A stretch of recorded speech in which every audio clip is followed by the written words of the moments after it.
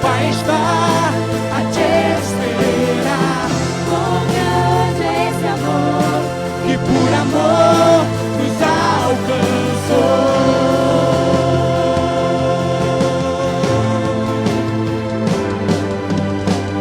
A porta aberta está e o perdido encontrou lá. Que graça pode entrar, o Pai está a te esperar. Quão grande é este amor, que por amor nos alcançou.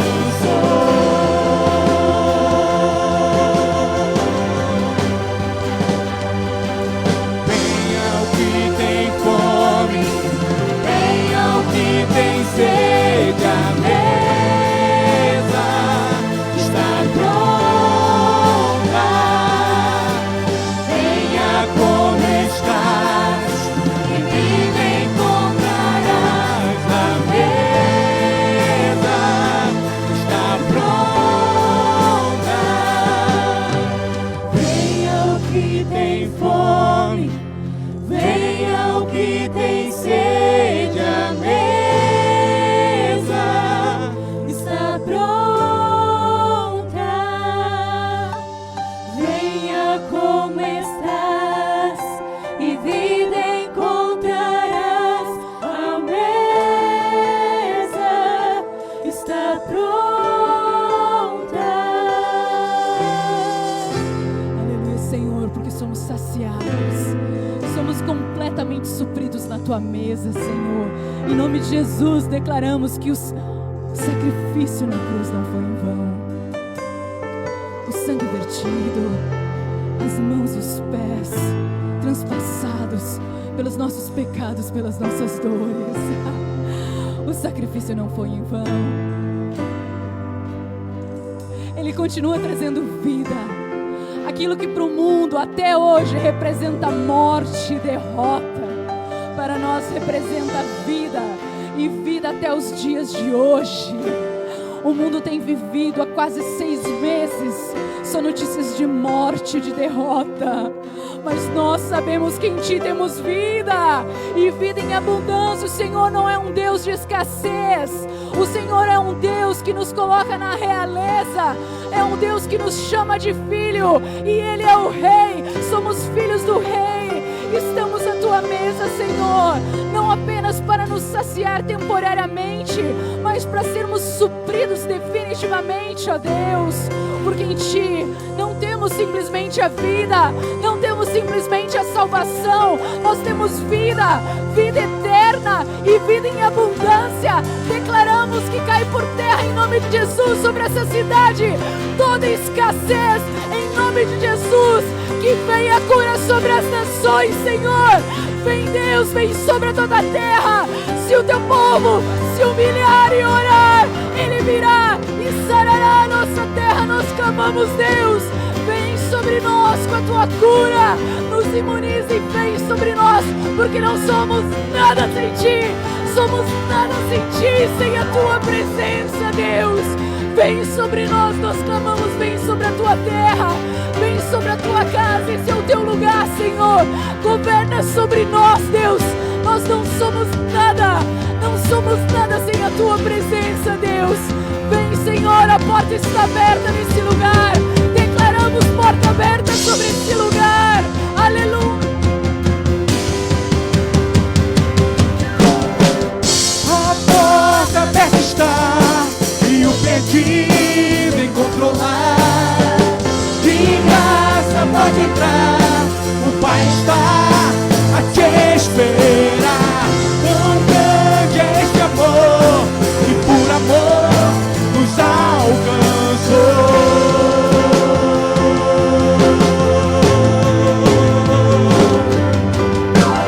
A porta aberta está e o perdido encontrou lá.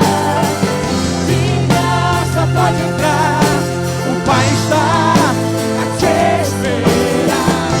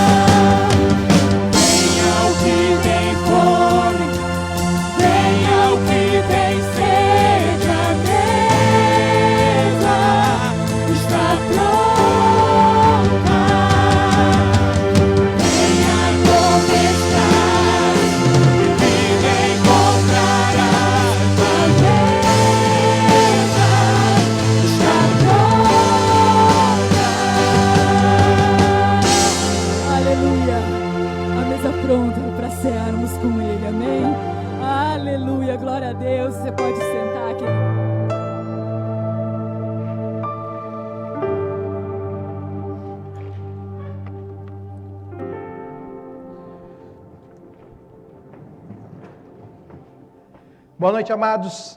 Graça e a paz do nosso Senhor Jesus. Que bom podermos estar neste tempo de celebração, renovação espiritual, pedindo que o Pai esteja abençoando as nossas vidas, o nosso coração, porque cremos que o melhor de Deus está por vir, amém? Virá tempos melhores em nome de Jesus. Não tema isso. Hoje tivemos a nossa primeira celebração às 18 horas. Estamos com a nossa segunda celebração presencial às 19h30. E você que nos acompanha em casa também, entenda, você que está em casa não está apenas observando uma celebração, você faz parte. Então, querido, aí onde você está, adore a Deus, celebre a Deus. Estamos aqui mencionando na primeira celebração que cremos que as coisas estão melhorando e que em breve nós vamos retornar às nossas celebrações, tendo um único povo reunido, podendo estar juntos, podendo celebrar. Talvez os irmãos que nos acompanham pela internet, que estão no grupo de risco, talvez ainda permaneçam mais um tempo, mas cremos que dias melhores estão vindo sobre as nossas vidas. E precisamos crer nisso, querido. Crer no poder de Deus. Quando você olha as notícias, às vezes nós ficamos tão alarmados com tantas mortes, e devemos estar mesmo, mas nós também devemos ver que há um grande número de pessoas recuperadas para a glória do nosso Deus. Então, querido, creia nas boas notícias, creia que deste mal coisas boas estão surgindo. No meio da nossa igreja, tivemos aí cerca de 10 a 12 pessoas que contraíram a Covid, e nós louvamos a Deus, porque nenhuma delas precisou ser internada, todas estão recuperadas, e celebramos a Deus, crendo nas promessas do Senhor, que tem cuidado das nossas vidas, para nós vivermos este tempo especial. Então, querido, creia que há coisas novas e que Deus está fazendo, e que este ano ainda será um ano maravilhoso para vivermos em satisfação na presença do nosso Deus. Amém? Vamos orar? Fecha os teus olhos. Você que está em casa também, fecha os teus olhos para orarmos. Pai, em nome de Jesus, obrigado. Obrigado por este tempo intenso de adoração, este tempo de consagração, de estarmos na Tua presença. Rendemos louvor, honra e glória ao Teu nome, reconhecendo que somente o Senhor é Deus e que o Senhor tem cuidado de cada momento das nossas vidas. Pedimos que o Teu Espírito Santo esteja nos enchendo da Tua presença, para que possamos, ó Pai, olhar para o futuro com perspectivas que o Senhor está cuidando das nossas vidas em cada momento, em nome de Jesus. Amém. Queridos, nós vamos iniciar uma série de 4 mensagens sobre vencer o medo do futuro. Há muitas pessoas que em nossos dias estão com medo do futuro. Eu acredito que a pandemia trouxe uma realidade para nos lembrar, não para nos assustar. Mas nós perdemos aquela noção e perspectiva de vamos agendar uma viagem? Vamos fazer tal coisa? A gente parou de planejar algumas coisas e isso nos trouxe uma nova realidade. Mas, querido, eu queria dizer que a Covid não trouxe medo do futuro, mas nos trouxe uma lembrança de como deveria ser a nossa confiança em Deus e de nós restabelecermos que realmente tudo que nós formos fazer depende da orientação do nosso Deus. Mas, querido, nós não podemos ter medo do futuro. Querido, Deus reservou coisas maravilhosas. E esta série é para nós pensarmos que o futuro com Deus, ele é brilhante, maravilhoso, e que alguns heróis que a Bíblia nos apresenta também passaram por esses momentos. Então, talvez algumas coisas você tenha dúvida na sua mente, como por exemplo, isso te traga um medo, se você vai ser infectado ou não. Talvez você já tenha pensado sobre isso. Talvez você já tenha ficado acordado algumas noites pensando se você seria infectado, e se caso fosse, se sobreviveria. Talvez você que está desempregado, está pensando, será que eu vou conseguir um trabalho no meio da pandemia? Preocupado em relação ao futuro. Talvez pensando, e após a pandemia, vai ter trabalho, eu vou conseguir. Coisas pequenas, como planejar um aniversário para crianças, para filhos, ou até mesmo o seu, ou até planejar um casamento. Já imaginou isso? Planejando casamento. Planejando, Laís, casamento com fé e expectativa, olha o Vinícius, né? Crendo no melhor do Senhor. E é isso, irmãos, tem que planejar. Nós não sabemos o que vai acontecer, mas o nosso planejamento tem que ter. E colocando diante de Deus e não se frustrando diante de planos que talvez não se concretizem. Mas nós não podemos ter medo do futuro e precisamos alinhar a nossa vida ao futuro de Deus. Abra sua Bíblia, se você a tem, em Tiago, capítulo 4, versículo 13 a 15. Tiago, capítulo 4, versículo 13 a 15, eu diria assim, que o versículo 13 é antes da pandemia e o versículo 15 tem que nos alertar para que a gente possa viver esse padrão de Deus pós-pandemia e durante a pandemia. Tiago capítulo 4, versículo 13 e 15, em relação a planejamentos. Prestem atenção, vocês que dizem, hoje ou amanhã vamos a esta ou aquela cidade. Ficaremos lá por um ano e exploraremos um negócio lucrativo. Como é que sabem que vai acontecer amanhã? A duração das suas vidas é tão incerta quanto a neblina do amanhecer. Agora se vê, mas logo se esvai.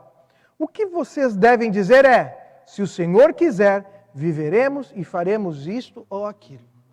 Queridos, aonde foi que nós perdemos a perspectiva que nós só fazemos algo se é pela mão de Deus? Mas hoje há muitas pessoas assustadas, desesperadas em relação ao futuro, que não conseguem planejar porque não sabem o que vai acontecer amanhã, não sabem se estarão vivas ou mortas. Mas, querido, eu queria te dizer, foi a pandemia que trouxe essa realidade para a tua vida? Porque, para morrer basta estar vivo, não sei se você sabe disso.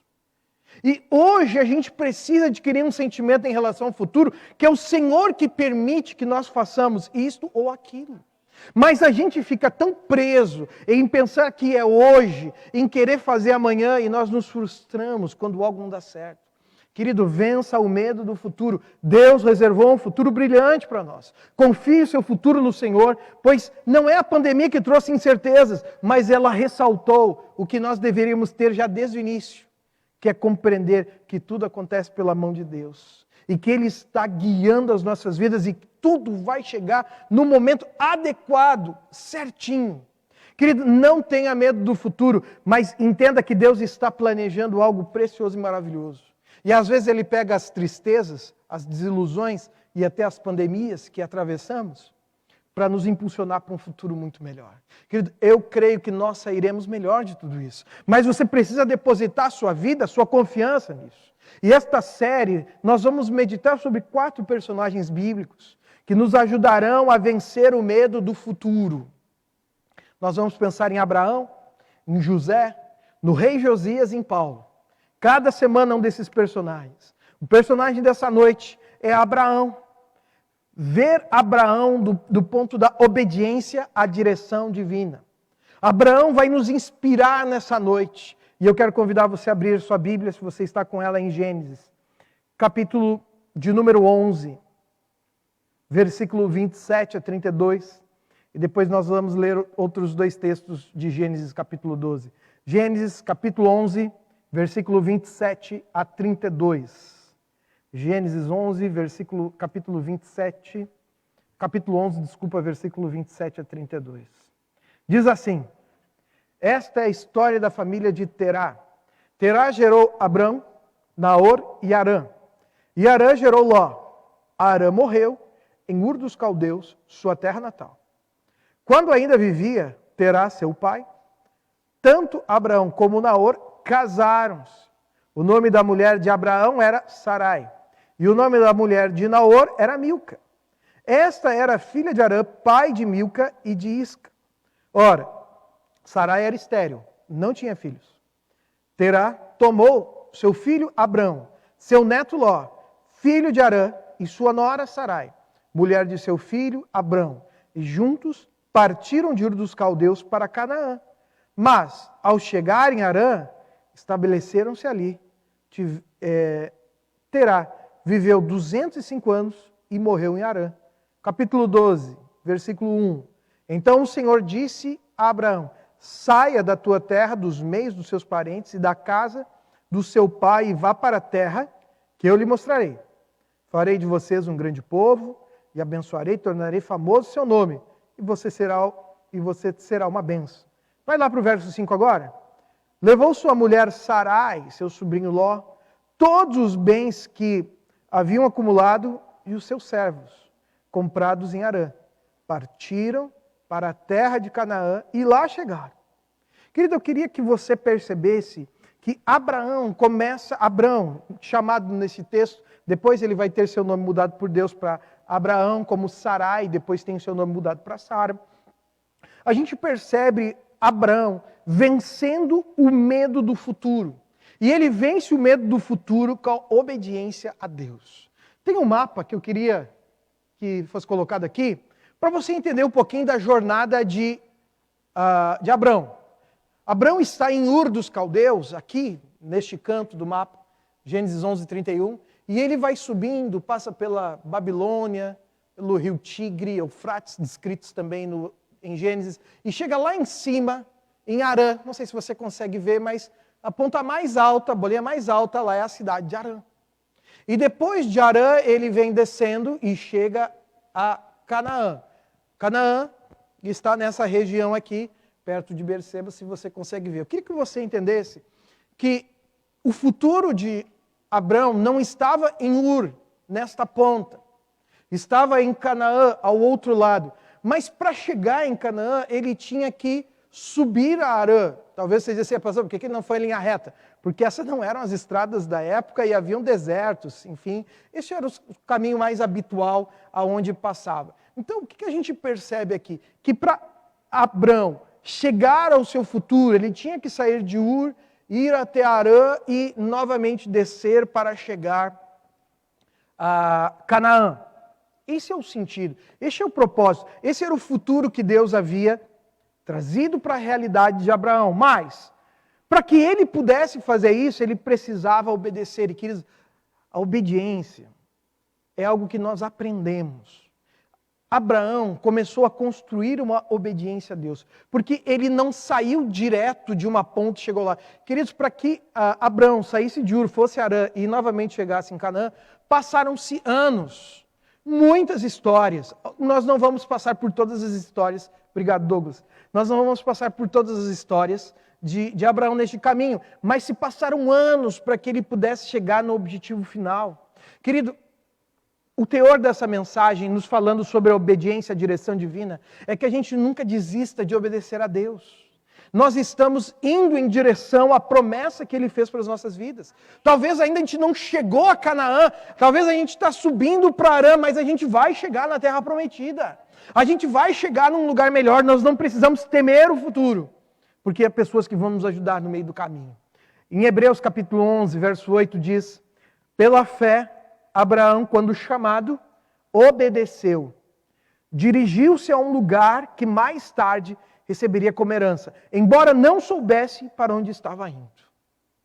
Essa semana eu fui à serra, desci pela manhã, sabe aquele momento que você enxerga só 2 metros na sua frente, descendo de Gramado, vindo de Gramado, só enxergava 2 metros para frente. A minha esposa dizia, vamos parar, não vamos ir, mas homem, né? Vamos embora, né? Mas claro que dá, eu estou enxergando 2 metros, quando tiver 30 centímetros, a gente dá uma pensada no que vai acontecer, mas aí fomos, né? E eu lá, Senhor, manda os teus anjos. Vamos lá, e a gente foi. E que quando a gente não consegue ver o que está acontecendo na frente, é muito assustador. E assim é em relação ao futuro. Quando a gente não consegue ver o que está à nossa frente, nós temos medo. Mas, querido, nós não podemos desistir. Porque se nós desistirmos de chegarmos em direção ao futuro, nós vamos perder muitas coisas, coisas maravilhosas. Mas nós estamos no caminho da obediência. E quando nós não sabemos a direção certa para avançar para o futuro, nós podemos ficar morando no passado. E, querido, o que nos impede de chegar no futuro de Deus é o passado. Toda vez que você construir casas no passado, você não vai conseguir enxergar com clareza o futuro que Deus tem para você. Agora você precisa sair de um lugar para chegar até o lugar onde Deus quer, porque obediência é uma caminhada com muitos estágios. Querido, obediência não é algo completo. Se você já consegue obedecer ouvindo a voz de Deus, amém.